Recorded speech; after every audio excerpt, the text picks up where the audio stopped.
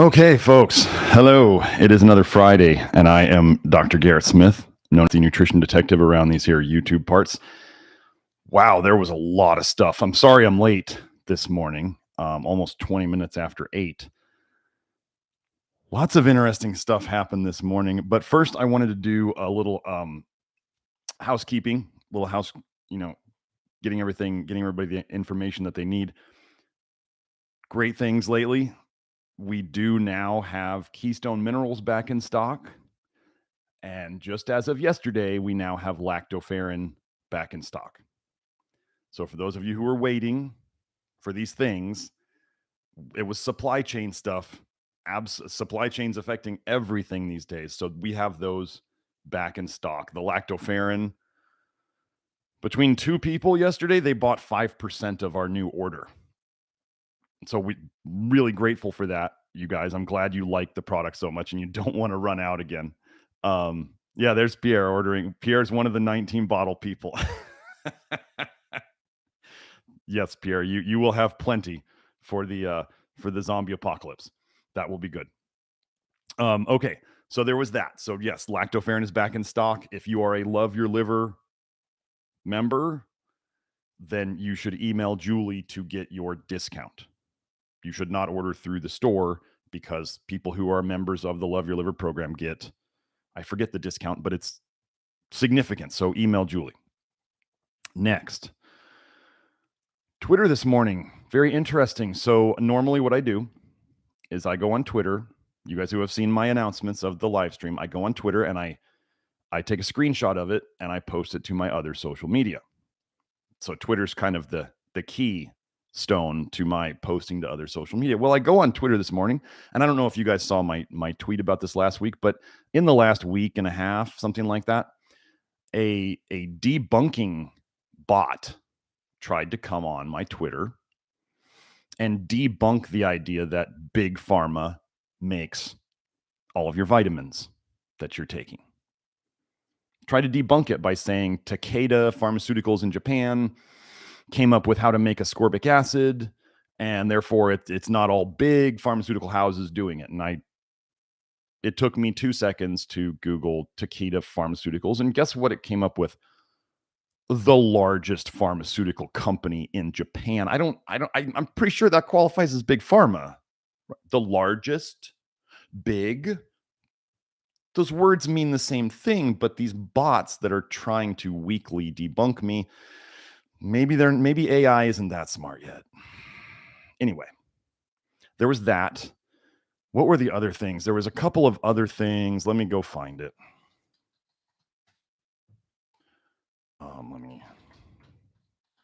So on that note, I was trying to post my announcement of the live stream, and it wouldn't let me post it. I tried 2 or 3 times, and I tried to post it, and it said, sorry, there's an error.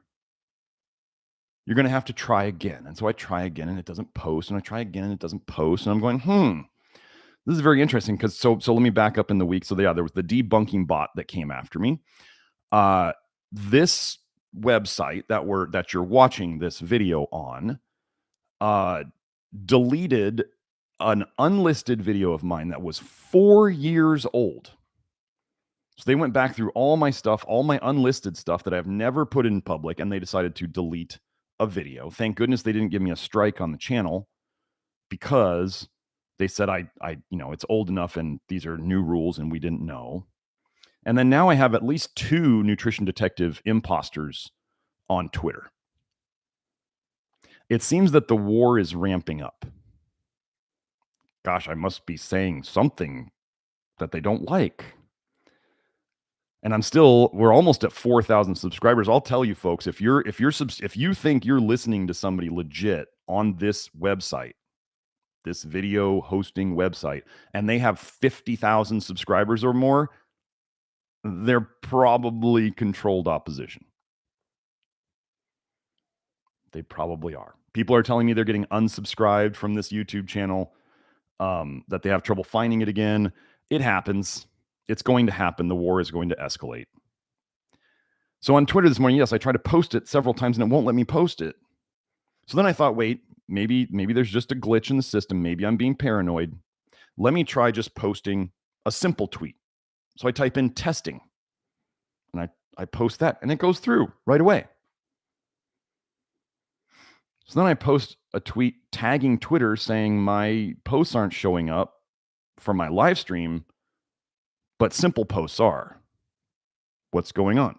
Next thing I know, all of those tweets went through and the tweet I made where I was tagging Twitter disappeared. It didn't show up on my profile. So, very interesting things are happening. So, there's that. Now, I wanted to go over a testimonial real quick. Oh, and I do have John Dickinson. You did a super chat last time that I miss super chats. I look over I don't know why they just don't seem to show up when I scroll through. So I'm going to cover your question first because you had a super chat from last time, and then we'll get to the rest of the stuff. So, but I'll get to that when we get to the questions. So first, I wanted to go over a testimonial. I'm just going to read this testimonial through because it covers a lot of the stuff that we talk about. I'm going to try not to interject until the end, then it's not interjecting, is it? Here we go. This post is on. I don't say people's names. This post is on. I'll put the link inside the network. Those of you who are not members of the Love Your Liver network don't get to see the actual typed out testimonial, but I put the link there so people who are in the network can go look at it if you want and know that I don't make this stuff up.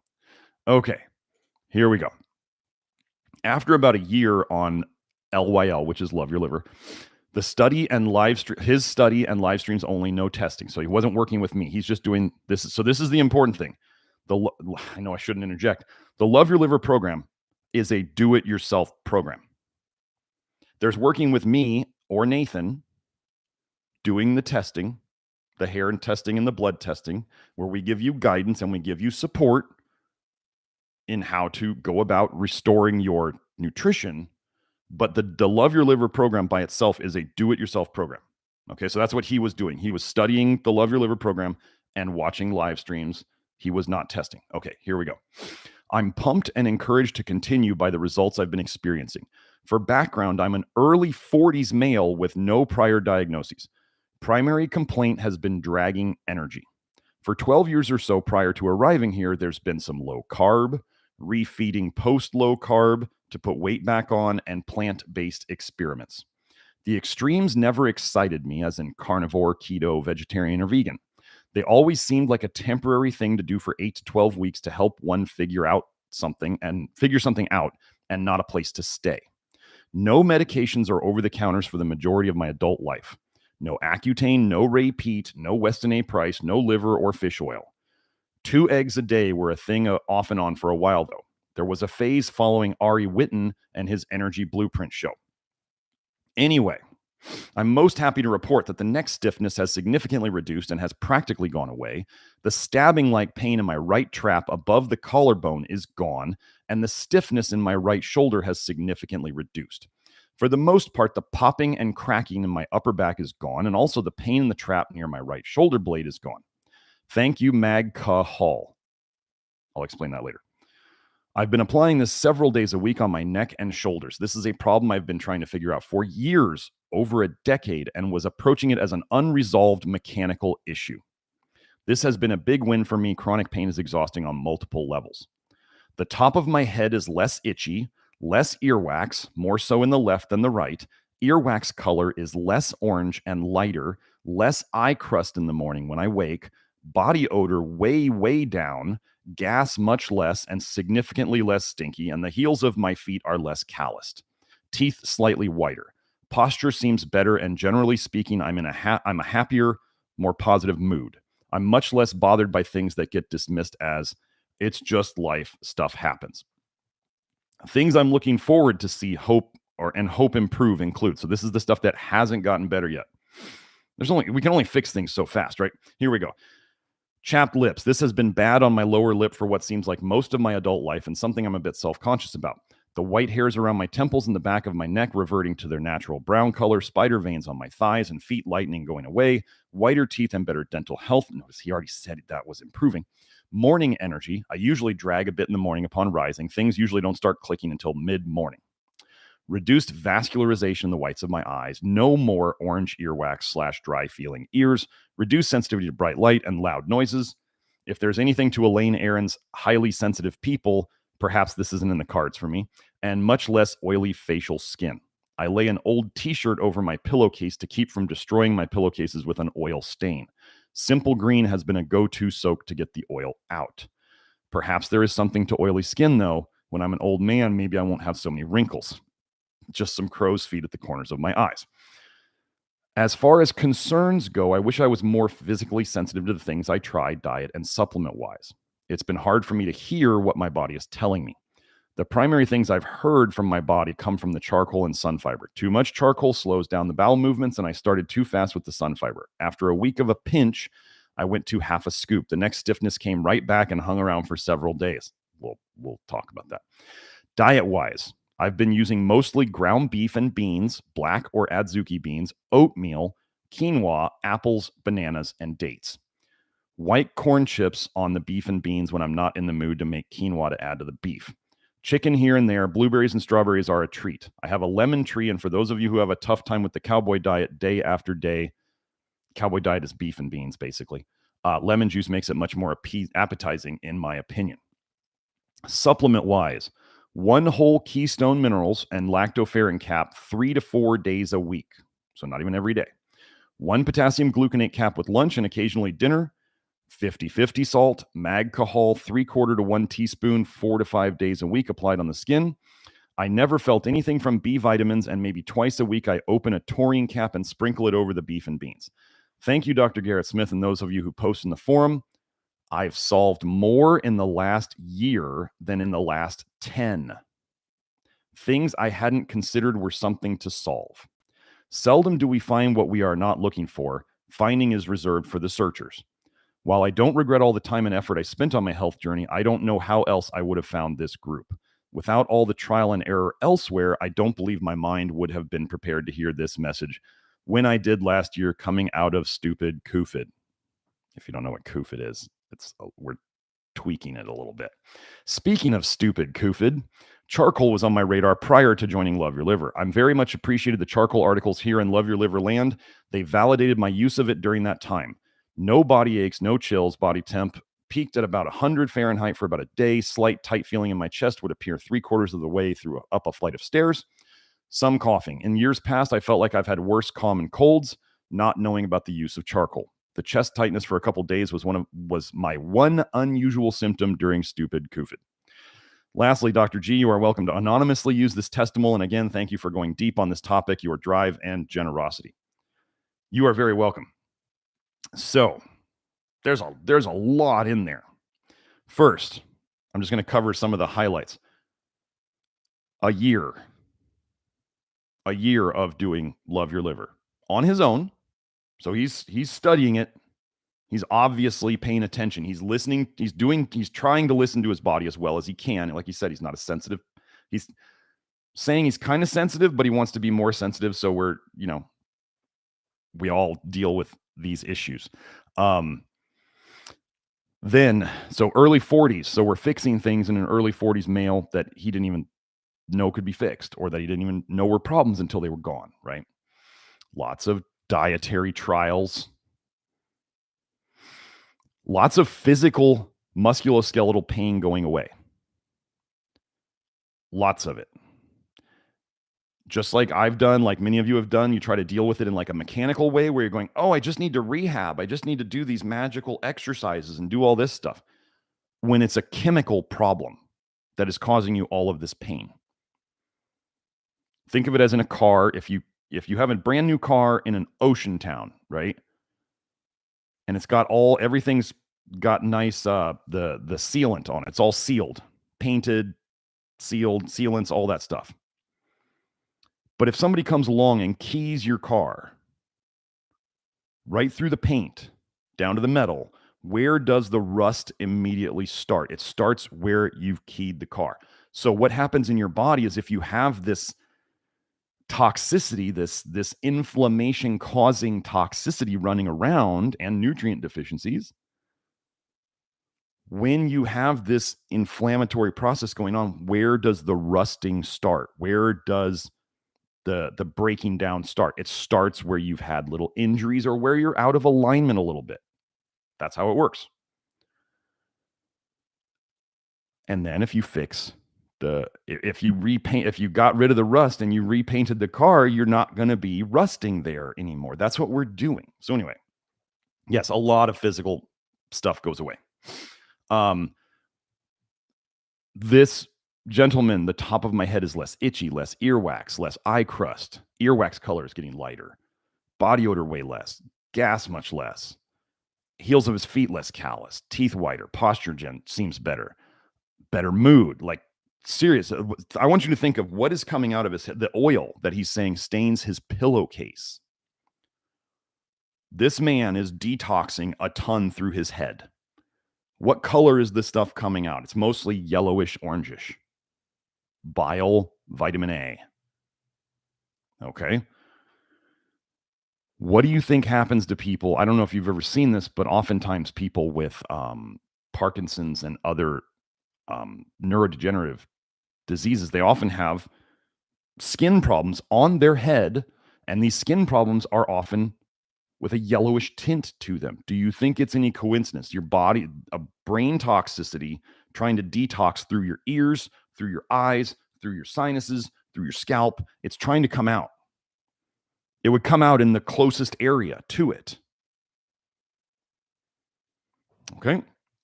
He's got some things he still wants to improve. Sure. Yeah, absolutely. We all have things we would love to keep improving, but we're fixing a lot of stuff. No, the sun fiber thing, when he got to, as I tell people, and this person was listening to what I've talked about, as I tell people, if you push things too hard, too much toxic waste comes out of your liver too fast and it leaks into your bloodstream and it causes you the same symptoms you used to have. The toxic bile is the cause of your symptoms and it is the solution to your symptoms. But if you push it too hard, as that part about the sun fiber where he started slow, but then he jumped, and all of a sudden an old symptom, his neck pain, came back very quickly. He listened to that and he said, oh, better back it off. If you are not backing it off when you are aggravating problems, you are causing yourself more problems. Don't go and blame this process. I say this every time. I say this every office hours. I say this every live stream. I say this is not a game. The toxic bile is the cause of your problems right now. And if you push it out too fast, you're going to feel bad. You're here looking for an answer to your health problems because they are bothering you. They are making you feel bad. The answer is not then to push so hard that you make those problems and new ones pop up because you're too greedy or impatient. This is a marathon, not a sprint. This gentleman's testimonials are after a year of work. Okay. He's using some keystone minerals and some lactoferrin, not every day. So basically, he's averaging out about half a lactoferrin pill and half a keystone minerals a day. We're not testing, so we don't know how well that's doing, but that is something. He's getting stuff. And yes, so charcoal. I think I have a section in the Love Your Liver program about 16 articles long on charcoal.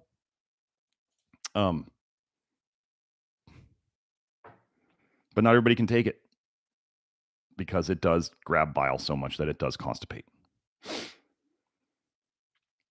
So let's get into.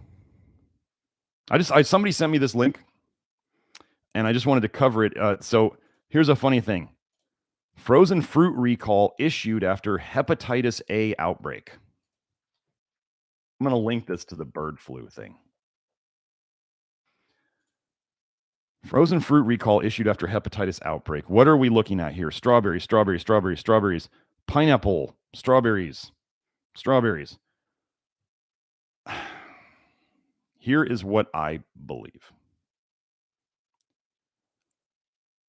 What they call viruses are an expression of toxicity. So they go, they don't, either they know or they don't know that they're looking for these things. And they find these viruses. So weird that high polyphenol foods like strawberries that are grown, there are no such thing as organic strawberries, just so you know. They all start seed, those seedlings that where they do the little, I don't know what they call them, but where they're growing them in the little things to get them started, where they're starting them. None of those are organic. They may grow the strawberries organic after that, but unless you're growing your own strawberries, they are not organic. They never were organic from the beginning. So we have non-organic strawberries that are full of polyphenols. And then they find this toxicity in them. So let's just theorize. You know how they keep finding that this bird flu is showing up now, and they're having to slaughter tons of birds. Do you think most of these major bird farms get their feed from a small number of manufacturers? Probably. Is it completely out of the question that if someone wanted viruses, toxicity to show up in a huge number of birds at the same time, that something possibly could have snuck its way into the feed that goes out to all of these birds? And then all of a sudden they start testing these birds for what they call viruses, but it's actually toxicity. And then they say, oh, we're finding this in all these birds, and now we must murder all of them. Do you see how this works? Do you see how viruses could appear seemingly out of nowhere in animals in large farming type operations all at the same time? Gosh, do you think things could happen to humans in a similar way? I'm open to it.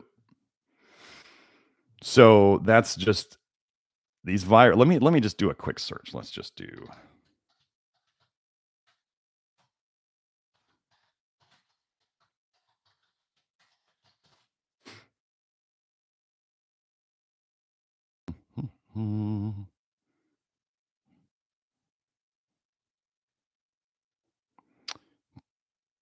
Just wanted to see if there was any.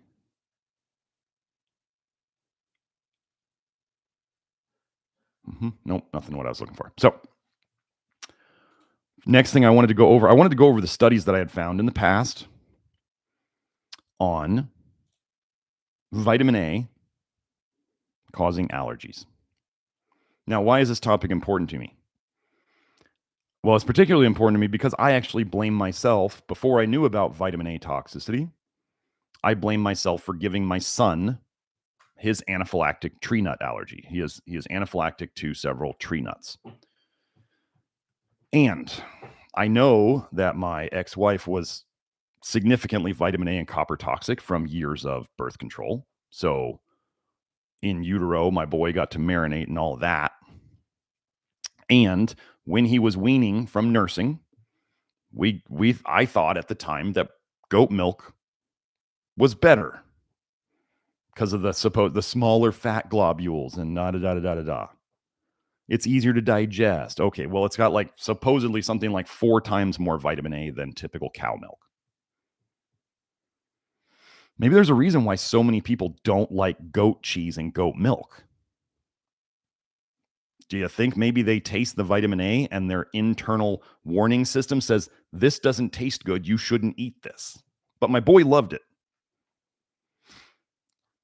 So he was drinking a gallon of goat milk a week. So I think we gave him his allergies. And now we are working on fixing that. But I mean anaphylactic to the point if he carries around an EpiPen with him. We've seen one of the nuts at one point test. It didn't come up as showing positive. And we now had a person in the Love Your Liver network last week state that their walnut allergy, that what they would get like a really sensitive tongue, and they might even, I think they said their tongue might have even bled. Like they had a significant mouth reaction, like some people get with pineapple. He said that that reaction is gone now. So I'm pretty excited because one of my boy's biggest allergy is walnuts. So, and my boy hasn't, for those of you who have read Grant Generou's books, and one of Grant's theories as to why allergy and asthma in kids and other vitamin A related symptoms can go away is when the child hits, kind of their big growth phase. My boy just turned 12, so he hasn't hit his big growth phase. When you start growing, your liver gets bigger 3-dimensionally, right? That's a lot of volume that you can add to your liver. And your body is making new liver tissue. So in effect, this new liver tissue is not necessarily filled up with toxicity yet. So you make more liver tissue that's brand new and fresh. And so in a way, you kind of dilute the old toxic liver. So you spread it out in a way. Do you understand what I mean? You take that, let's say you doubled the liver size. You take that, the liver was a toxicity unit of 1, right? And that was causing health issues. And then you expand the liver you double the liver's volume. And so now you've diluted that toxicity to 0.5, right? You took 100% toxicity in the smaller liver. You made the liver twice as big. Now you've diluted the toxicity in effect to 50%. You get what I'm saying? And this is how a lot of kids, the theory is, grow out of their health problems that they had as kids. Now, can people go and cause those health issues again? Of course. They just keep eating the same way. If they keep eating terribly, that liver increase will eventually be filled up with toxicity, and they'll get the same problems back, or they'll get new problems. So what I'm hoping is when my boy, because we're doing the good diet stuff with him, and when he hits that growth phase, like some kids do, where they grow out of their serious allergies. If not, we're going to do the homeopathic approaches. I can't remember the name of it now. There's a homeopathic allergy desensitization thing that you can do. And he's not old enough to do it yet. I think they said he had to be 16, either 14 or 16. So, but the vitamin A is absolutely related. And I gave my kid tons of vitamin A. So let's go into the studies that show that if you have allergies or asthma, you're vitamin A toxic, and it's related to your sick liver, toxic bile leaking into your blood, all that stuff. So first with cod liver oil. Oh, cod liver oil. First study. 2007 study, the relationship of fish and cod oil intake with adult asthma. Here's the quote. Adult consumption of cod oil had a U-shaped association with asthma, with the highest risks in those taking cod oil never and daily. So the people taking cod liver oil daily had the highest asthma. I'm not even worried about those who didn't take cod oil never, because we only see allergies improve on the program. Next, cod liver oil intake and incidence of asthma in Norwegian adults. So, let me get in here. Conclusions. Intake of cod liver oil with high vitamin A content was significantly associated with increased incidence of adult onset asthma. Pretty straightforward. Now remember that cod liver oil contains vitamin D and vitamin A. What are 2 things I suggest people don't take by mouth? Vitamin D and vitamin A. If you get toxicity of vitamin D or vitamin A, what does it cause in your blood? Hypercalcemia, excess calcium in the blood. What does your body do to lower the calcium in the blood so you don't die because your brain or your heart can't function. It shoves it into your brain tissue, it shoves it into your muscles, it shoves it into your joints, your meniscus, your cartilage, your ligaments. It starts calcifying you. High calcium is absolutely related to allergies. Cod liver oil would be a perfect way to increase calcification. So let's go into next one, multivitamins. Intake of multivitamin supplements and incident asthma in Norwegian adults, the Hunt study. Let me tell you, I think about half the crap in a multivitamin is poison for you. Do I ever recommend multivitamins? No, never, ever. You don't need to be taking the vitamin A. You don't need to be taking the vitamin D. You don't need to be taking the copper. You don't need to be taking the manganese. You don't need to be taking the B6. You don't need to be doing all these things. So, let's see. Our objective was to investigate the association between intake of multivitamin supplements and asthma development in Norwegian adults. They found 16,952 adult subjects who at baseline were free of asthma. They were adults. They were free of asthma. And then regular intake of multivitamin supplements or cod liver oil was defined as daily intake for greater or equal to 3 months during the year prior to baseline. Incident asthma was defined as reported new onset asthma after the 11-year follow-up. Here we go. Intake of multivitamin supplements only was associated with an increased odds ratio for incident asthma after adjustment for a number of common confounding factors. Similar odds ratios were found for intake of cod liver oil only and for intake of both supplements. I can hear some correlation is not causation. Come on, seriously. Now we get to go into kids. So there's asthma in adults. So multivitamins and cod liver oil causing asthma in adults. They both contain what vitamins? Vitamin A, vitamin D, probably a little bit of calcium, copper, manganese, all these other garbage things that you don't need.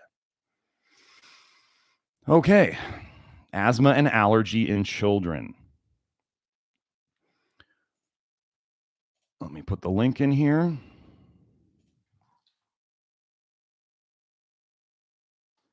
Early infant multivitamin supplementation is associated with increased risk for food allergy and asthma. That's the title. Conclusions. Early vitamin supplementation is associated with increased risk for asthma in Black children and food allergies in exclusively formula-fed children. Additional study is warranted to examine which components most strongly contribute to this risk. Well, I could tell you what I'm going to point the finger at, right? Just remember, multivitamins, they're garbage. What does Bill Gates fund the vitamin angels to give pregnant mothers in Africa? Multivitamins. With 3,000 units of vitamin A, which is the minimum amount suggested for pregnant women. So if they get the multivitamin and they add vitamin A foods to that, they're well over it. Oh, the other thing that we did with my boy, as so many people do, you know, we were getting organic baby foods, of course, but it was the sweet potato shit and the carrots and the spinach and all. Oh, stop poisoning your children. Yeah, we all have regrets. We all made mistakes. Don't beat yourself up about it. You're learning about it now. Help your children now. Help your friends' children. They may not listen. You could tell them, if you start seeing these problems, stop doing this. So you could give them the warning. This is what I give people this warning on, like, on Twitter, right? People are talking about liver. I'm going to tell you, folks, the people who took Accutane are the hardest to fix. They take the longest. It's just the way it is. The next hardest to fix people are the people who ate a crap load of liver. I'm seeing this pattern now. The guys who really got into the liver thing and they were shoving that crap down their face, especially with lots of egg yolks, which are like perfectly designed to store vitamin A in your own liver. So you're eating like high copper, high manganese, high vitamin A liver, and then you take it with lots of eggs over the day. You're just shoving all that stuff into your liver. It's like perfect storm. So let me close that. Don't need that. Okay, so now people will go, but that's supplements. That's not whole food. That's called the appeal to nature fallacy. Fallacious argument, because here we go. Effective early intake of fruit or vegetables in relation to later asthma and allergic sensitization in school-age children, 2005. So they don't mention fruits and vegetables specifically at the end here, but here's the last sentence. Whereas allergic sensitization at school age seemed to increase with extra vitamin and cod liver oil supplements during infancy. So let's just add another study to the multivitamins and cod liver oil. Remember, the cod liver oil is telling you what the vitamins are in the multivitamins that cause the problem. But cod liver oil is natural. Stop with the whole natural vitamin A and natural vitamin D are fine. Stop with the cod liver oil is fine because it's natural. It is fatty liver extract from a fish. They're extracting oil from a fish liver. Oil is what? Fat. Fatty liver extract. And don't act like it's a whole food. It's a processed food. So you're taking processed fatty liver extract from a fish. I will get to the super chats. Don't worry, y'all. Thank you very much for those. I will get to those. So let's see. Oh, wait, here's another paper, 2011. I have to hammer on this so people see that it's not just correlation and not causation. Once you see the weight of the evidence, you can make your own decision. So here's the study. The role of latitude, ultraviolet radiation exposure, and vitamin D in childhood asthma and hay fever. An Australian multi-center study, 2011. Oral supplementation with cod liver oil in childhood increases the odds of a history of having both asthma and hay fever. Let's keep going, shall we? Remember, all these links are in the live chat replay. And they're also, I tell you the title of the study so you can go find them. Here we go. Vitamin A and D intake in pregnancy, infant supplementation, and asthma development. The Norwegian mother and child cohort.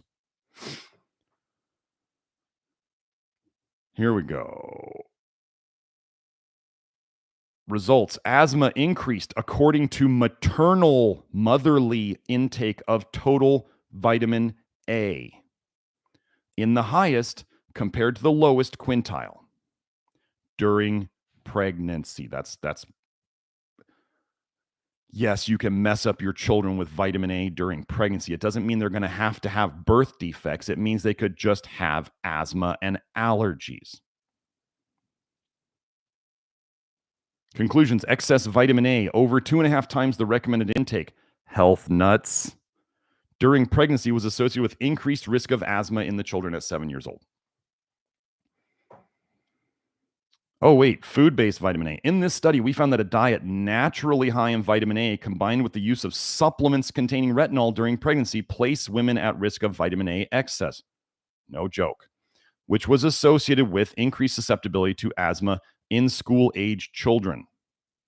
We observed this effect for intakes that were greater than 2.5 times the recommended dose, which is below the tolerable upper intake level for retinol of 3,000 micrograms per day during pregnancy. So they just said the tolerable upper intake that they say you're kind of safe up to this effect was a problem for the children who were born to the mothers who were eating high vitamin A diets and taking retinol supplements. Now, If you're eating liver, you're very quickly up there too. That was 10,000 units a day, folks. 10,000 units a day. 10,000 IUs.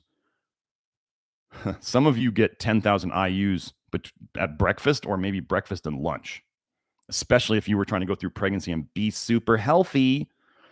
Do your raw milk and egg yolks and liver and sweet potatoes and carrots and spinach and then supplement. Oh, let's take cod liver oil on top of that.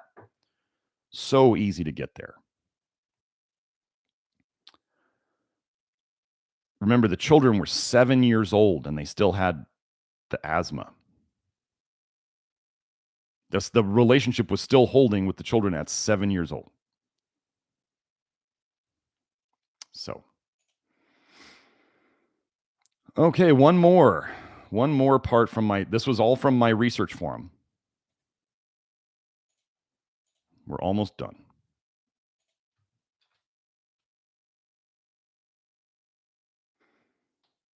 Paper is disparity between vitamin A-induced Th1-dependent oral tolerance in newborn mice and vitamin A-induced atopic sensitization in Guinean girls. So in Guinea, right? Atopic is allergic type reaction. Okay. Here's the quote. We have twice demonstrated that high-dose vitamin A supplementation given to newborn girls in Guinea-Bissau increases wheeze and atopic sensitization to aeroallergens, that would be like seasonal allergies, right? Stuff in the air, later in childhood. The last line, the failure of vitamin A supplementation to protect against atopy and indeed to promote sensitization in Guinean girls leaves a disparity between the clinical and laboratory findings that needs to be resolved. Here's the disparity. This is duration paradox. This is exactly what I say. They look at it in a cell study and they go, vitamin A seems to help reduce allergic reactions. And then they give it to real whole people, and it's the exact opposite reaction. Cell studies, for the most part, are complete garbage.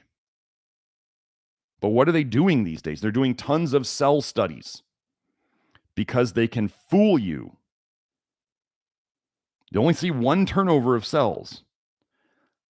The toxicity doesn't have time to accumulate and cause the problems that it does later. Here, another one. Vitamin A supplementation and BCG vaccination at birth may affect atopy in childhood. Long-term follow-up of a randomized controlled trial.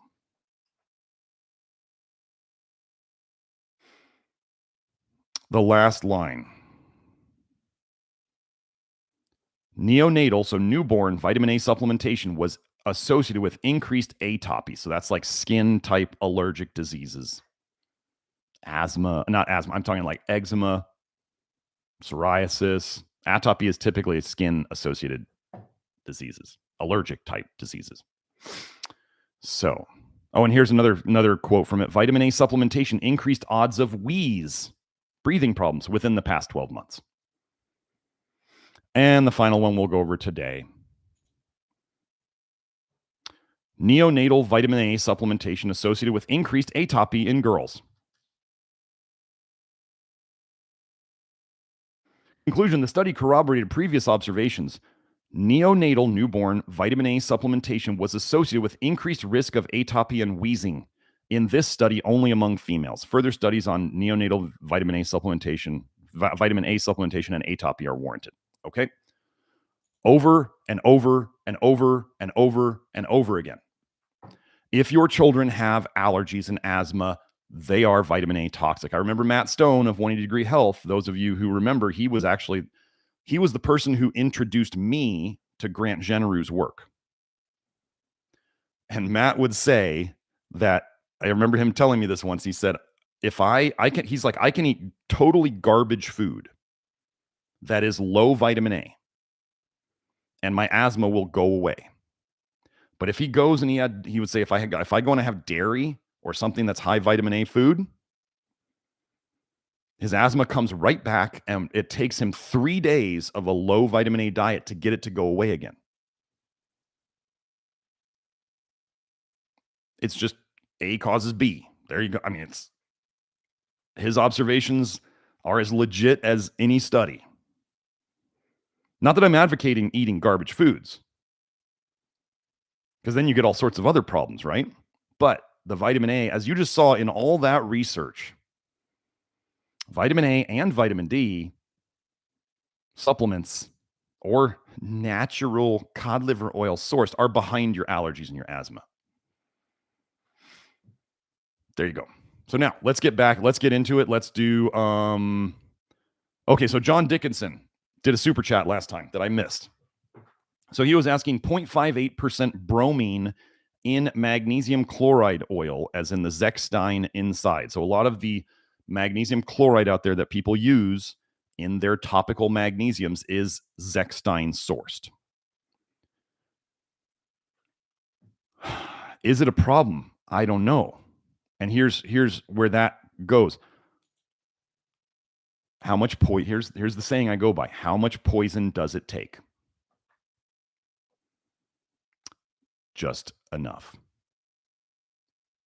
Pay attention to that. How much?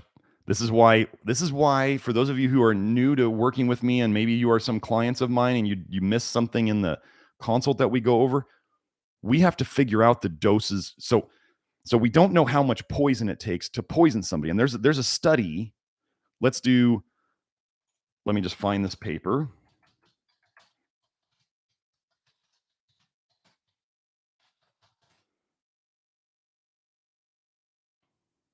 Here it is. People are like, well, how much vitamin A does it take? Why is this guy eating tons of liver? Which, by the way, I hear Saladino is really not looking good these days. I don't follow him, but some people who do follow him are like, he's really not looking good. But what's he eating? Liver, mangoes, papaya, super high vitamin A stuff. Liver King's looking like hell these days. Got off the juice. Here's the study. Severe hypervitaminosis A in siblings, brothers and sisters. Evidence of variable tolerance intake. So even within brothers and sisters within the same family who were being fed chicken liver pate, natural vitamin A, all got, well, actually the oldest sister didn't get sick, and the two brothers got very, very sick. And they were eating around the same amount of, they were eating, they're different ages, so they ate different amounts, but they were exposed to about the same stuff. And two of them got very sick, and the eldest sister didn't, if I'm recalling the kids in that study properly. But you can read it. It tells you in the title, right? So how much poison does it take for you? I don't know.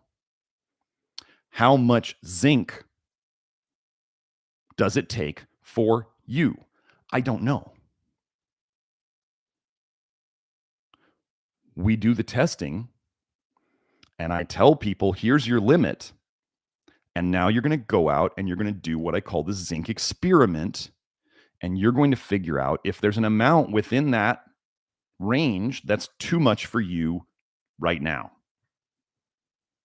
If you want this health thing to just be easy, let me help some of you who are thinking about working with me. If you think that this is a magic pill approach and that you read like a page's worth of information and now you know everything about how to reach health, because Dr. Smith has turned it into a Cliff Notes version, and you just take this pill and you eat these foods and it magically fixes you. No, that's not what we do. You don't want this. I'm not here to encourage, people who are just kind of like, I don't want to use the word lazy, but who just think that this is easy. This work, I want you to, the testimonial I went over, he's been doing this a year, and I can tell you from his reading, and I've seen his posts on the forum, this gentleman studied, and he studies what I say. And he's not even working with me doing the testing, but he's doing his best to listen to his body. He is listening to what I say, well, backing off when he needs to back off, and he is gaining the results after a year. If you think this is like you're going to do this for like a month and you're going to take one magic pill and you're going to read one article and you're going to know everything, no. Don't do this stuff if you are not willing to learn. I know somebody's probably going to cut that little part out of context and try to. No, absolutely not. I just don't want people who are not willing to do what it takes. Don't refer your friends and family here thinking that it is easy. Lead by example. Get yourself better. Then when your friends and family come to you and say, "What are you doing? You look so much younger. You have so much more energy. What in the world have you been doing?" Let your health sell it. Don't try to convince people. Or give them the information and just be like, "Here." Like if when I go out with if I go on a date or whatever, I'm not trying. I sit there. I try not to talk about this stuff because I don't want. That's not. People aren't ready for it for the most part, and now we have a war against this information. They're coming after it now. This has gotten big enough. I'm not even to 4,000 subscribers here on YouTube yet, and I'm at like 9,000 something on Twitter. And they are coming after me. That is how dangerous this information is to them. This is about to blow up. The clock is ticking until it blows up, and they know it. So, let me get to the bromine, the bromine in the Zechstein. I'll put it this way, John, and to anybody else who is using Zechstein, it's not my favorite. It is not my favorite. I'm not going to go over the magnesium chloride that I like here, the one that I found is the best price and that I personally trust. I go over that in the Love Your Liver program. But let's say people who do reefing, where they have the fish and they have the coral reefs, they will say that like the Zechstein, when you put it in the water, it leaves a cloudy residue. And the Zechstein people themselves tell you not to consume it, because they say there's other things in it, like bromine. Don't really want to consume bromine. Oh, for those of you who don't know, if you go and you look at unrefined sea salts, go look up some of your unprocessed, unrefined sea salts. Look at the analysis. For those of you who are in the iodine cult or previously were in the iodine cult where people obsessed about bromine and iodine, but then they would say use unprocessed sea salt, go look at how much bromine is in that sea salt versus how much iodine is in it. I can't believe the level of ignorance that these people have, that they tell you to eat they obsess over bromine detox. They obsess. And yet they're telling people to eat unprocessed sea salt that has like 1,000 more times bromine in it than it does iodine. If you didn't know this, go look it up. It's bonkers.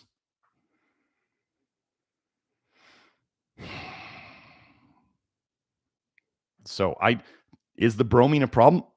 How much poison does it take? Just enough. I don't know.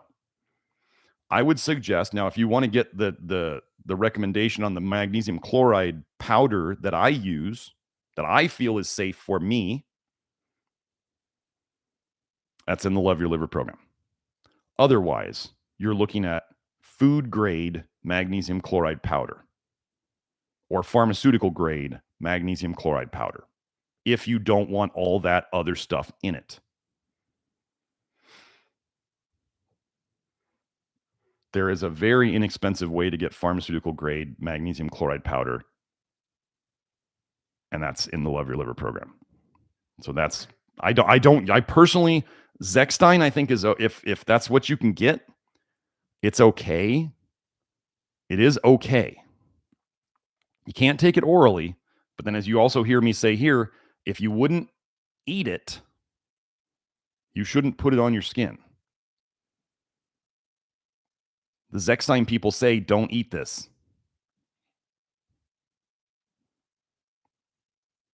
So, but there's another pharmaceutical grade magnesium chloride powder out there that the reefers say it is pharmaceutical grade, and they say this is the cleanest stuff out there. And no, I'm not going to tell you what it is here. So, moving on. Okay. Let's see. I think we're on to the questions now. So if you guys have super chats, don't forget, for those of you who are still here, don't forget to like this X out of the chat. Go like this post. We got about half the people here who have liked the live stream. So you can X out of the chat, go like it, come back into the chat. You're not going to miss anything. I'm just starting on the questions. And then if you want to do a super chat to get your question to the top of the queue, you're welcome to do that, and we do appreciate it. So let's see. We got here Ramon. Ramon's here every week with a super chat. Hello, Ramon. Thank you very much. Okay. Why does poop get stuck in your intestines? Healthy diet with plenty of fiber and liquids. Does it have anything to do with bile, gallbladder removed? Yes. I've been over this before. This is not a problem. I'll go over this again. Oops, sorry. I'm moving my desk. That's why the camera's shaking. Constipation and diarrhea are intimately related to bile in the intestines. Okay. There's a paper. I need to just keep this link on hand. I don't want to go search for it right now, but I've been over it a bunch. There's a study that went over, they looked at how much bile was in the poop of constipated people, control people who they called normal, and people with diarrhea. So they had irritable bowel with constipation, controls, and irritable bowel with diarrhea. And these are rounded numbers, and I don't remember the units. But what they basically found was the constipated people were around 200 units of bile in their poop. The diarrhea people, so we got constipated was low, 200. The diarrhea people were up around, I think it was 1,200.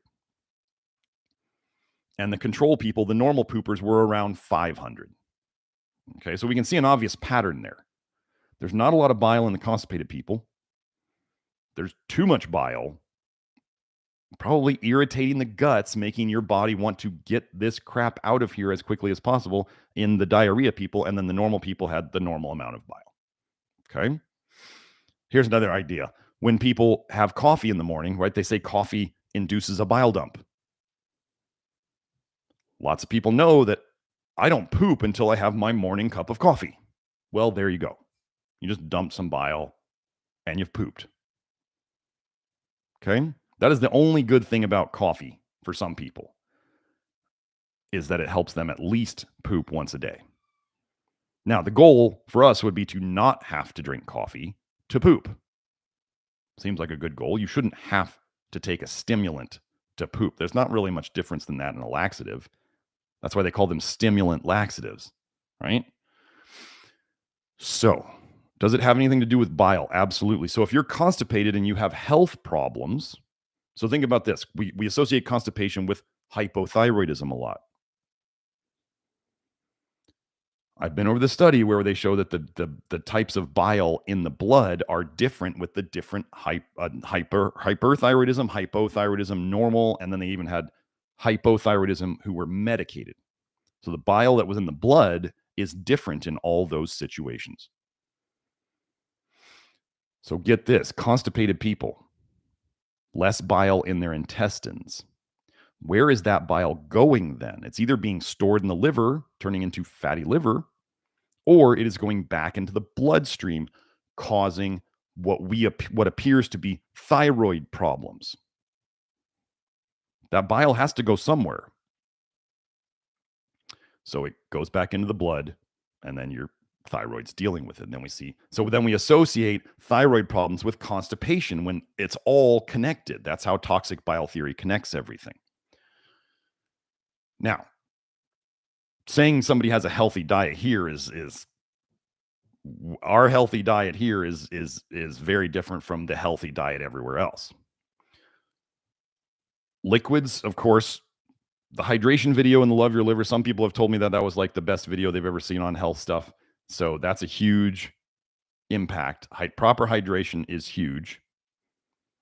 Too much water and fluids will cause problems. Do not believe the people who say just drink and drink and drink until your pee is clear. They know absolutely nothing about what they're talking about. No animal, no mammal out there pees clear, even when it's given free access to all the water it can drink. We have made ourselves dumber than animals in terms of our water recommendations in the West. Gosh, it wouldn't go along with the theme that they're trying to make us all sick now, does it? Your pee should be light yellow to yellow. It should not be dark and stinky, and it should not be clear or very, very, very light yellow. That's too much fluids. It's very simple. Light yellow to yellow. So does it have anything to do with bile? Yes. Gallbladder being removed. I think Ramon, if you didn't see the video a couple times ago, I talked about the gallbladder issues and bile. So the gallbladder being removed means that you just have a trickle of bile coming out from your liver down into your intestines. You don't have a way of storing it so that you can squeeze it all out at once in a big bolus, in a big, blob of bile going into your intestines. That's the way your body wants to do it. That's why you have a gallbladder, is so that you can dump it all with food to dilute it with the food. So yeah, we can get the poop back to normal. But so here's the thing about fiber, especially soluble fiber. Soluble fiber does two main things in your intestines regarding bile. Soluble fiber does trigger your liver to dump bile. Okay? That can be good and bad because you can send, if you're leaking toxic bile into your bloodstream and you dump more bile, some of that bile is going back into your bloodstream. That's just the way this is. So people pushing soluble fiber too hard because they get overzealous or greedy or impatient, they want to get better now, they can make themselves feel a lot worse because they dump bile, it goes back into the bloodstream. The other thing, the reason we like soluble fiber is because soluble fiber gels and it soaks up bile. It grabs onto bile so that you can poop out more bile. Remember what I said about bile and pooping? So if the soluble fiber that you take into your gut, if it soaks up and holds too much bile so that you don't have enough bile touching your intestines, you don't poop as well. So fiber can constipate people who are either not making enough bile or getting enough bile into their intestines. This is why this is why I tell people who they just want me to give them the solution to all their problems. It's like, no, more soluble fiber helps some. So think of it. So each person is different. And what I mean by that is so think of it as one person may dump a ton of bile when they eat soluble fiber, but they don't get rid of that much of it in their poop for what some people get more of the bile dump and the amount of bile that somebody dumps. Okay, sorry, that's what I was going after. The amount of bile that somebody dumps relative to the amount of soluble fiber. If somebody dumps a lot of bile, more than the soluble fiber can soak up, then they can actually poop better because they have more bile in their intestines, right? But let's say the amount of bile that they dump is not a whole lot, and the soluble fiber soaks up a ton of it, then they get more constipated. Do you see? So each person's response to these things is going to be different. If most of a person's bile dump is going back into their blood, and they were already constipated, and then they take soluble fiber, which dumps more bile into their blood, and then whatever little bit of bile got down to their intestines, it soaks all that up, then it constipates them even worse. This is why people who want to do this must listen to their body and their responses. That's why this is not just for weekend tourists who just are like, please just fix me with a magic pill. Tell me how much soluble fiber to take, Dr. Smith. No, it doesn't work that way. You have to watch your body's response. You, each person, I mean this, not just to you, Ramon, but everybody, you are your own science experiment. I don't care what anybody on the internet says, including me, as to what you need and what will be best for you. I love when people on the internet are like, you need 30 milligrams of zinc picolinate a day. Everybody needs this. And I'm like, that's garbage recommendations. You can't just say everybody needs this. I mean, we all need protein to live? Yes. But we all know that each person needs a different amount of protein, right? So soluble fiber is the same thing. What happens oftentimes is people at the start of the detox can't take a lot of soluble fiber because their bile is so toxic and they have so much of it going back into their blood that they can't do it yet, or they can't do very much at all. And then as they get less toxic bile and they're leaking less bile into their bloodstream, they're able to take more soluble fiber over time so that they're able to detox faster. But if you take that person in the beginning and they just think, well, more soluble fiber is the answer, and they just constipate the hell out of themselves and they dump all their bile into their blood, they're going to feel worse. If they didn't read or listen to what I say, they'll try to say that it's my fault. But they didn't read or listen to what I said. And they got greedy. So let's keep going. So thanks for the question, Ramon. But that's so if more soluble fiber is causing you more constipation, you need to back off on the soluble fiber. More fiber is not the answer for every person. And I even put a limit of 30 grams of soluble fiber a day in the program. Because some people just get into the more is better, more is better, more is better. And no, absolutely not. I've seen diminishing returns over about 30 grams a day. And it's funny that I saw that. I learned that first from Karen Hurd, and it rang true in my own people. I saw that was a very good general stopping point. And most people can't even handle that much. Some people who push it too hard all of a sudden find that they have to reduce their soluble fiber by a lot, or sometimes even go down close to zero because they overdid it and now they have to back themselves out of a bad situation. Don't get greedy. You are your own science experiment. Go up slowly. Okay? Simon asks, what are the most important nutrients for proper aldehyde dehydrogenase functioning? Selenium and molybdenum. What are the biggest blockers of it? Aldehydes, vitamin A, vitamin D.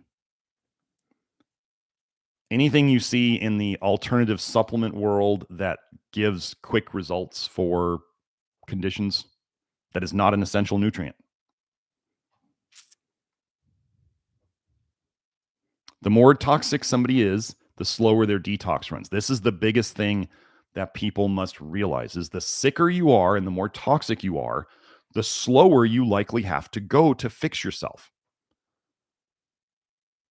You don't get to go fast. That's why you feel like crap, is you are toxic. And the more toxic you are, the slower your ALDH runs. Pesticides have been shown to slow down ALDH. Alcohol in older mice, so in younger mice, alcohol sped up ALDH. That's not a good thing. You just put a poison in. It sped up the ALDH because the young mice were able to raise their detox to fix it. What did they find in old mice? Alcohol slowed down ALDH because they're old and toxic. Toxicity slows detox. If you want to know the things, it's generally the things that we're doing in the Love Your Liver program. Or here's the other thing, things that slow down ALDH. If you look in the research and they're talking about very short-term studies or cell studies, and they say this speeds up ALDH, avoid those things. It's fairly simple. Like foods that are high, there was a paper showing that pears, especially Asian pears, sped up ALDH. Well, you know what Asian pears are full of? Formaldehyde. Gosh, amazing. Eating aldehydes sped up aldehyde dehydrogenase. Your body's trying to protect itself. This is why people make the mistake of looking at these short-term studies and they go, ooh, this speeds up ALDH. Like, I forget that one supplement that they sell for hangovers. This speeds up ALDH. I'm going to take it. And when I didn't know about this and we had a couple people try it, it was a disaster. It's toxic. That's why it speeds up ALDH. Generally, toxins slow down ALDH. You need selenium and molybdenum to run ALDH. Aldehydes slow down ALDH. Malondialdehyde. Malondialdehyde is a fatty acid aldehyde. When people talk about PUFAs, polyunsaturated fatty acids causing health problems like seed oils, PUFAs turn into malondialdehyde. Malondialdehyde has been shown to be an irreversible inhibitor of ALDH. So if you have this malondialdehyde floating through your system all the time, when that malondialdehyde touches ALDH, it's gonna shut it down for a while completely. So yeah, that's how PUFAs negatively affect health. Seed oils. They turn into aldehydes. Shocking. That's a short list off the top of my head. Ryan asks, thoughts on banana peel tea for magnesium and sleep. I would not be making a tea out of a bright yellow colored thing. I wouldn't. There might be some things in it that are okay, but if I'd rather get my magnesium from magnesium chloride or other types of magnesium rather than banana peel tea. Especially if the banana peel tea comes out yellow. Boy, I sure as heck don't want that. So, Anthony, any recommendations for ways to minimize the damage in cases where antibiotics are necessary to treat a bacterial infection? Here's a fun, on that note, bacterial infection, Staphylococcus aureus, Aureus. Do you know they called it that? Aureus goes along with gold. Do you know they named Staph aureus because it's a gold color? Because it actually makes carotenoids. So the biggest bacterial infection that they have the hardest time controlling makes vitamin A. Just to show it, I would hate to not bring receipts, right? Find it.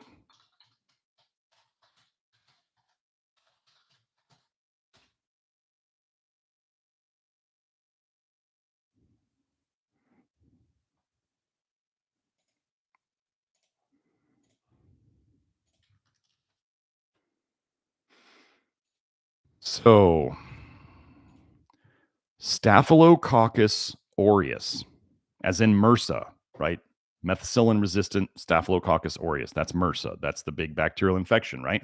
Staphylococcus aureus, golden pigment, impairs neutrophil killing, so it shuts down your blood, your immune system, and promotes virulence, as in how bad it is for you, through its antioxidant activity. Gosh, who's against antioxidants around here? Oh, I am. Because it shuts down your detox enzymes that are oxidative. So what is this golden pigment made of? Let's just... Golden color imparted by carotenoid pigments is the eponymous feature of the human pathogen Staphylococcus aureus.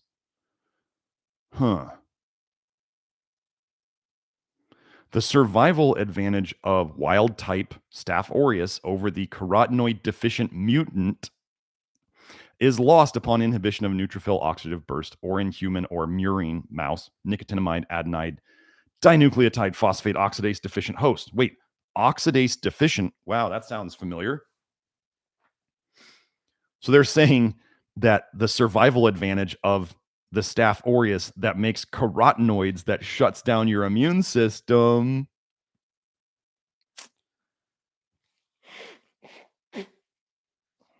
So anyway,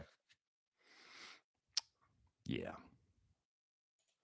just thought I'd throw that in there. And then people are out there taking stuff like Megaspore, which actually makes carotenoids in your gut, and they advertise that as a good thing. Won't find me recommending that one. So, recommendations for ways to minimize the damage in cases where antibiotics are necessary. First, well, in the future, you want to make yourself less toxic so the bacteria don't have as, the terrain is The terrain is what we're talking about here. First, you want to fix the terrain. If you're going to take antibiotics, hopefully they did a sensitivity and specificity test so they know which antibiotics work. So they're not just throwing random antibiotics at you and hoping that they stick. It's called a sensitivity and specificity test. Generally, if you do the sensitivity and specificity test and you find the antibiotics that would theoretically work best against your infection, take the oldest version of the antibiotics that works. Generally, if I'm going to take a medication and there's several for me to choose from, I'm going to take the oldest one. The newer ones are more toxic in general. This is just a general thing. Do I want to take medications at all? No. But you should absolutely you should figure out if you know probiotics that you do well with. I can't tell you what you do well with, but if you know probiotics or cultured foods or other stuff like that you do well with, you should be taking it the entire time you're on antibiotics and after for several weeks at least. The other thing there is research on is that colloidal silver can improve the antibacterial activity of antibiotics. So some people may want to combine those two things. If you're going to do it, you might as well make it effective, right? But weird thing, colloidal silver is oxidative in nature. Weird that we try to do oxidative in nature things. I would definitely not be taking any of the things that we advise against during the antibiotic course. We don't need to load crap on top of crap. If you have a history of doing well with a certain antibiotic versus an unknown antibiotic or one that you know you don't do well on, don't take the one you know you don't do well on. Right? If you're going to do the antibiotic, finish the course unless you know you absolutely are just not doing well on it. And if you're not doing well on it, contact your doctor and get on a different one if you're going to continue on that route. So, if you wanted to, well, I'm not going to go into that here. Gosh, my chair's not moving very well. So anyway, that's that stuff. Oh, now it's jumping around again. Let me look around. Okay. Reconnect to Health says, what's your recommendations for gastroparesis? My meals sit hours in my stomach without moving, causing me lots of belching and regurgitations. Thanks. We have seen people improve with their gastroparesis. They do the same stuff that we all do. There is probably, I don't know if I've gone over this before. I think I remember finding a paper on this.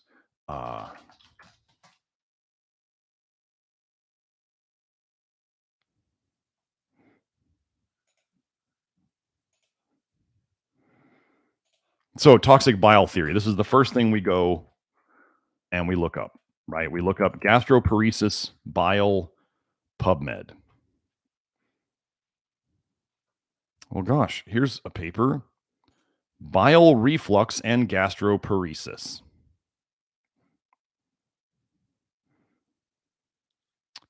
So let's see.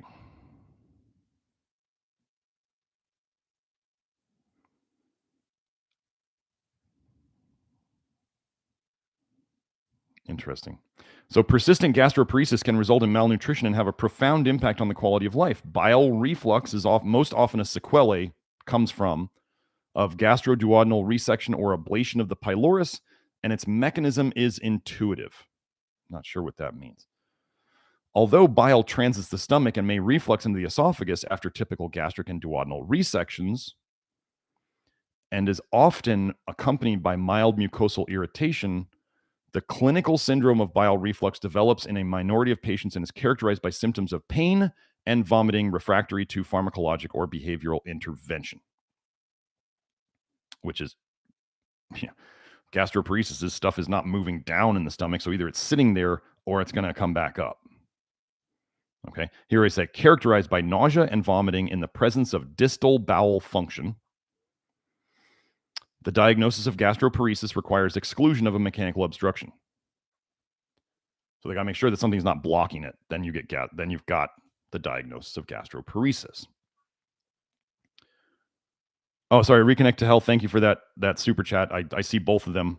And then I did get so I got to Anthony's. Okay, I just saw another one. Anyway, if you are gastroparesis, bile in the stomach that has damaged. So let's just do a little analogy here, right? What happens to gallbladders when they have too much toxic bile sitting in them for too long? Toxic bile, as I talked about in the gallbladder episode, kind of paralyze.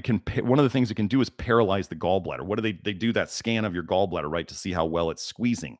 And if it doesn't squeeze well, you start getting stagnant bile in there. You start getting gallstones. It's just not squeezing well. So it's kind of like paralyzed. What is gastroparesis? It's kind of a paralysis of the stomach, right? Gosh, does bile do that? Yes. So once we know that there is excess bile in the stomach, we can experiment with things that grab onto bile. These two major things are soluble fibers of various types and charcoal. I discuss how to use these things and what to watch for in articles in the Love Your Liver program. It's far too detailed to go into here. But generally, it would be eating along the lines that we talk about. So you're putting less toxic things in. It would be doing things to maybe keep the bile down as much as possible. Like, let me give you an example of a client I had, a son of a friend. This young 22-year-old was waking up in the middle of the night and vomiting, basically bile. They even told me his vomit was yellow. He would wake up in the middle of the night about 3 a.m. and just vomit for several times, and then he couldn't go back to sleep. So he dumped bile at 3 a.m. in the morning-ish. It went back up into his stomach, and his body said, "Get this out of here. We don't want it." His gastroenterologist had given this boy, he's a man, given this man 3 different medications, antiemetics and other stuff like that, stuff that stops you from vomiting, right? So if it stops you from vomiting bile, what's it doing to your liver? Do you think it's shutting down your bile production? So 3 medications didn't work.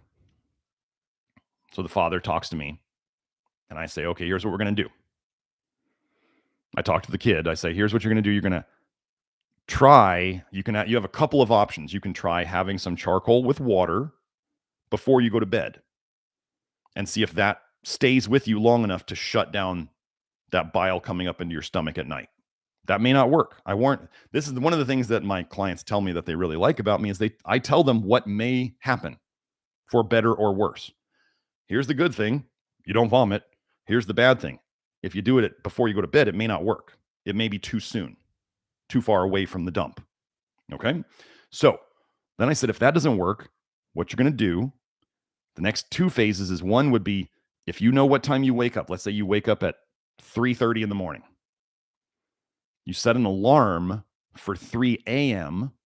You have some charcoal in water already made sitting next to your bed with like a spoon in it. You wake up with the alarm, you stir up the charcoal, you drink it, and you see if that's close enough to it to shut down the vomiting. And then I said, if that doesn't work, then you're just going to, he said he had about 5 minutes after he wakes up before he's vomiting. The last option was, when you wake up, you have the charcoal in water right by your bed. You wake up, you stir it up, you slam it. Hopefully that shuts it down because you just woke up. The bile woke him up. So we know the bile is there. Slam it. I talked to the father 3 days later. I said, how's he doing? He said, he's not vomiting anymore. We fixed it. Is he still probably having to do the charcoal? Sure, yeah. This young man was not terribly interested in fixing his diet, as many young men are invincible, right? They don't have to change. He just wanted the vomiting to be gone. He didn't want to fix the root cause yet.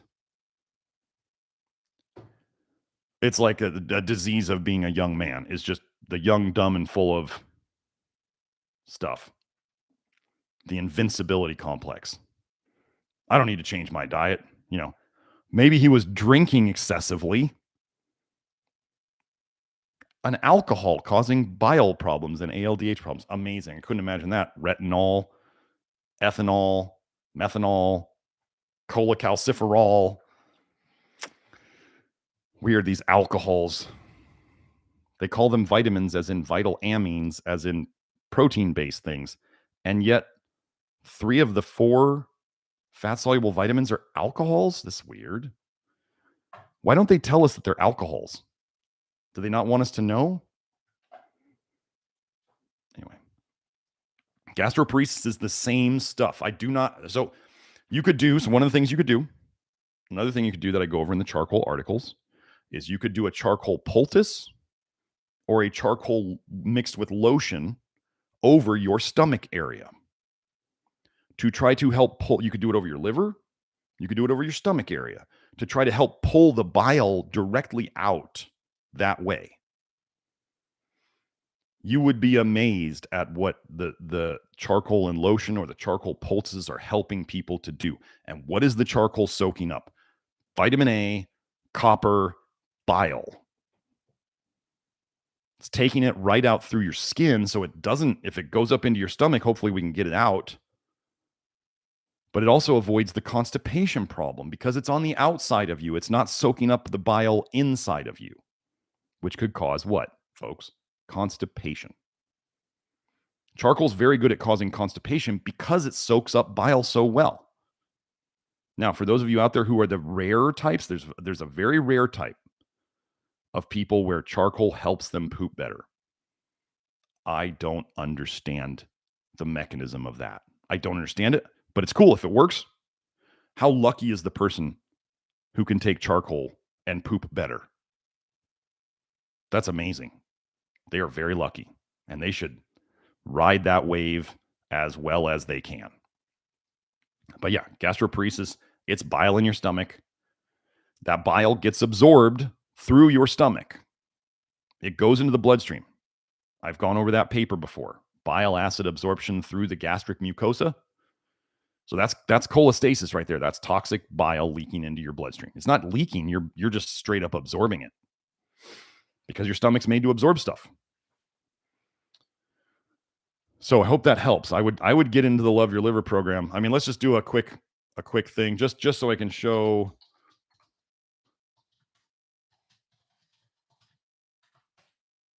See if there's anything connecting it.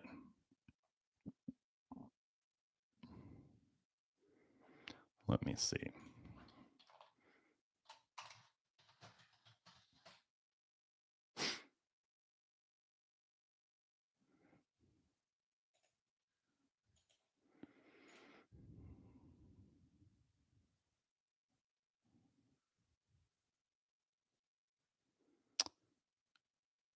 So, yeah, they're showing here that people with gastroparesis, here's the study, idiopathic gastroparesis, which means gastroparesis that modern medicine has no idea why it's happening, is associated with a multiplicity of severe dietary deficiencies. Well, what I'm going to tell you of the things I see here that are the biggest deficiencies, the one that I'm concerned the most about, the 2, magnesium and zinc. But this is because they're showing that they didn't eat enough because they have gastroparesis. Right? What does eating do in terms of bile, folks? Eating causes you to dump bile. So if somebody, whenever they eat, they dump bile, it goes the wrong way into places where it causes them problems. Do you think they want to eat? This is actually when you go into the Love Your Liver program and you read about over and under types. This is a very much under type thing where the bile going into places that it shouldn't be, the body's reaction is stop dumping bile. And you can do that by not having an appetite and not eating enough, because every time you eat, you feel bad. So then these people start losing weight. That's one of the methods of somebody becoming an under. That's not a good place to be. Undertypes are deeper in the liver doo-doo than overtypes. Overtypes tending towards overweight and tending to eat when they're stressed and having a bile dump. Undertypes tend to not eat and be underweight when they're stressed or have a bile dump. These are just tendencies. It's not a strict pattern. People can seem to have symptoms of both. But anyway, yeah, that's first things first. I mean, we can attack it from the outside, the charcoal stuff. We can attack it from the inside and see what helps, soluble fiber, charcoal, that stuff. And then we stop eating the poisons that are the root cause of it. And then maybe we start fixing some of the nutrient deficiencies that are going along with it. Like the two that were mentioned in that study was magnesium and zinc. Gosh, what are two minerals that are like the top of my list to fix for people? Magnesium and zinc. That's why I analyze when I work with people, I analyze zinc two ways. I look at it in the hair and the blood. That's how important zinc is. Okay, let's see. Anthony has another super chat. Thank you, Anthony. Thank you for the thorough answer on antibiotics, Dr. Smith. I appreciate all that you do here and plan to sign up for your testing and consultation package soon. I look forward to working with you. Well, thank you very much. I'm glad you appreciated the answer. That's awesome. I mean, I hope it helps. We try to just do common sense things. Sometimes there's going to be times for medication. As I tell people, like if I get hit by a bus and they take me into the hospital, that's probably my best. The only place where modern medicine potentially shines is in trauma care and keeping people alive when they're almost dead. Most of the things they're going to do, as I've talked about in the past, are going to shut down bile production because stress dumps bile. Sepsis is too much bile in the blood. I went over that a week or two ago. Sepsis is bile in the blood. So much so that you could die. So, what could we assume that emergency medicine drugs are going to be very good at? Shutting down the bile release. Do I want that when I'm in a life or death situation? Yes.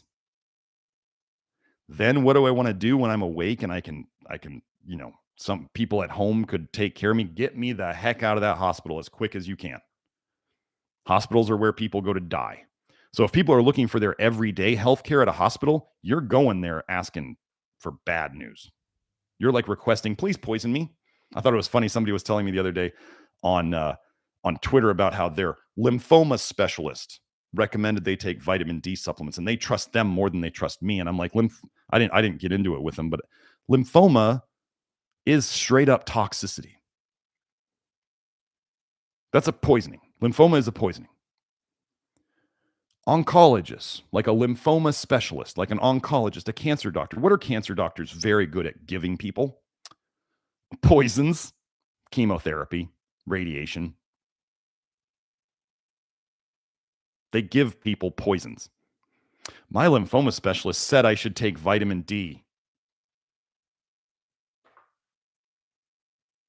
Seriously?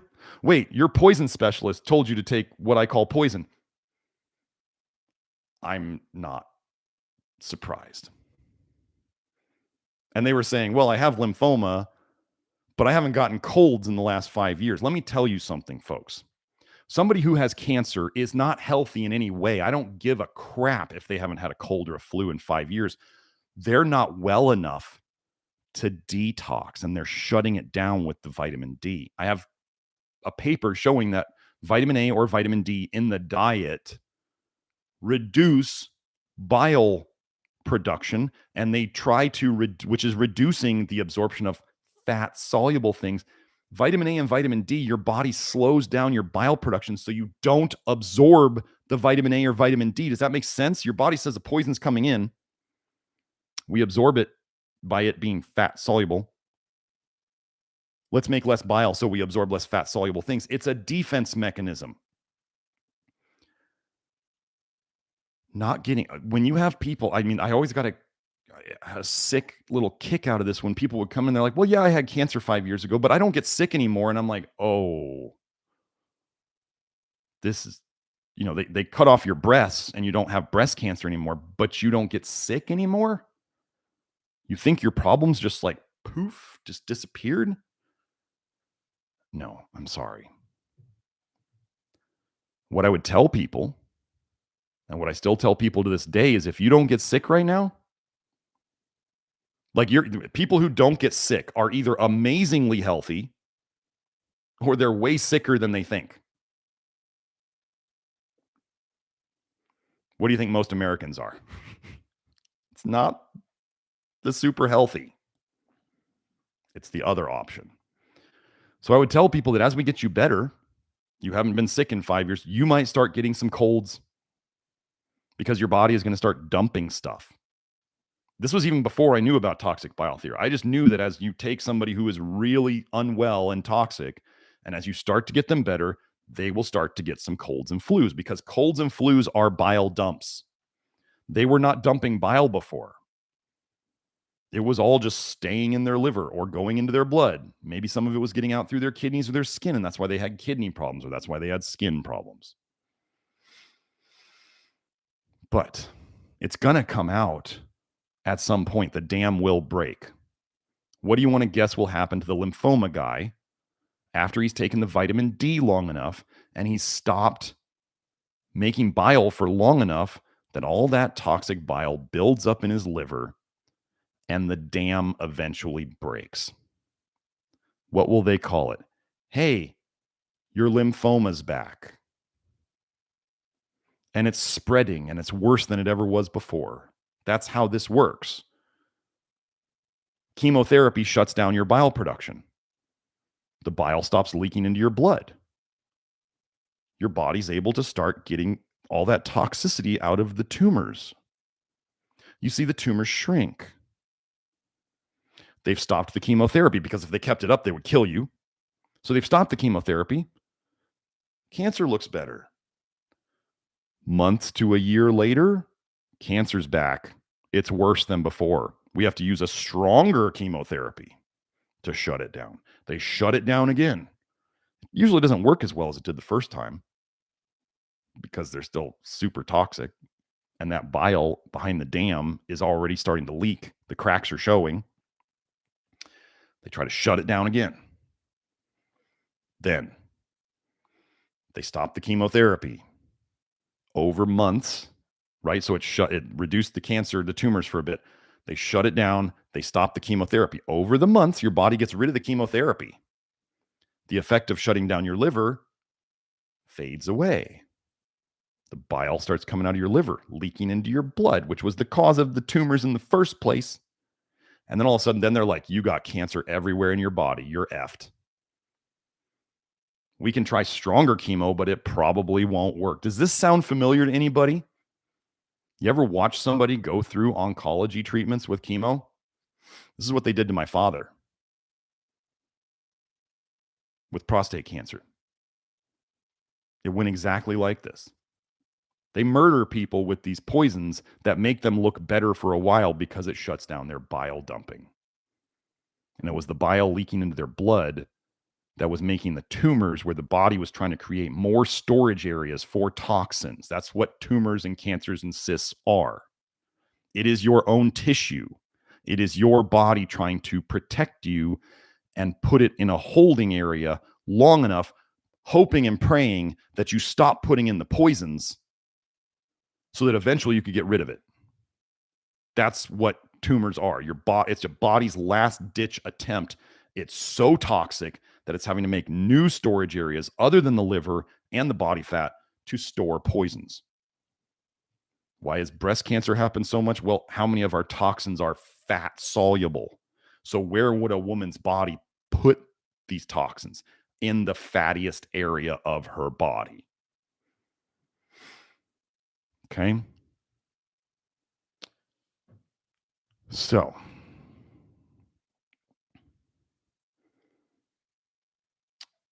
let me just make sure I didn't miss any other super chats. I think I'm going to have to get going. Sorry I didn't get to some of your other questions today.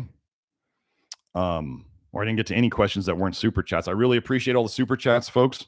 Remember, if you want your question at the top of the queue, looks like this is going to be the way to do it now. But yeah, banana peel tea, no, I wouldn't do that. The only decent thing about banana peel tea is that since there's no fat in it,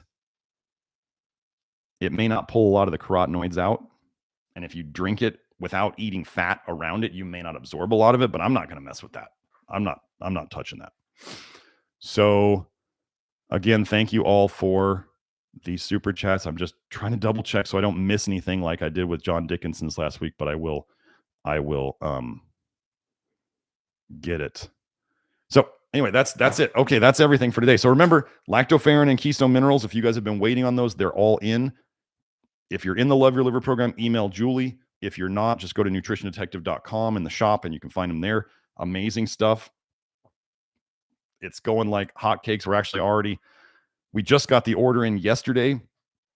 And based on how many orders we're getting already, we're talking about setting up another order for another batch right now. So anyway, hope you all enjoyed this. I got to go do my inner circle now, which is another hour and a half of video Q&A that I do in a place where I can be a bit more controversial, where I'm not getting my old unlisted videos deleted like happened at Vimeo and on this site, which is too bad.